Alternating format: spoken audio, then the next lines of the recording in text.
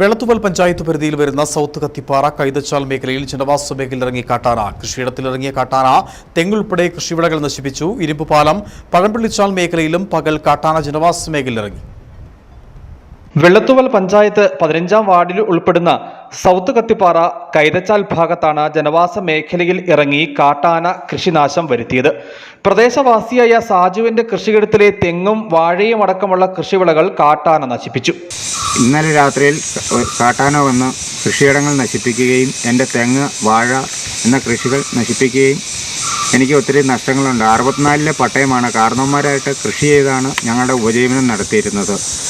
ഇതിൻ്റെ മേൽ നടപടികൾ ഫോറസ്റ്റിൽ നിന്ന് ഉണ്ടായിത്തരണം. ബാക്കി ട്രെഞ്ചും കൂടെ കൂടി മൃഗങ്ങളുടെ ശല്യത്തിൽ നിന്ന് ഒന്ന് ഒഴിവാക്കി തരണമെന്ന് അഭ്യർത്ഥിക്കുക. സംഭവത്തെ തുടർന്ന് പനംകുട്ടി ഫോറസ്റ്റ് ഓഫീസിലെ ജീവനക്കാരും മനുഷ്യ വന്യജീവി സംഘർഷ ലഘൂകരണ കോർഡിനേഷൻ അംഗം കെ ബുൾബേന്ദ്രനും സ്ഥലത്തെത്തി സ്ഥിതി വിലയിരുത്തി.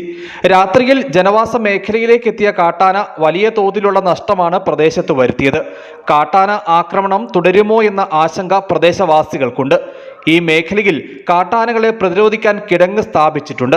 എന്നാൽ കുറച്ചു ഭാഗത്തുകൂടി കിടങ്ങ് നിർമ്മിക്കാനുണ്ടെന്നും ഈ ഭാഗത്തുകൂടിയാണ് കാട്ടാനകൾ ജനവാസ മേഖലയിലേക്ക് എത്തുന്നതെന്നും സമീപവാസികൾ പറഞ്ഞു. ഇരുമ്പുപാലം പഴംപള്ളിച്ചാൽ മേഖലയിലും പകൽ കാട്ടാന ജനവാസ മേഖലയിലെ റോഡിലിറങ്ങി.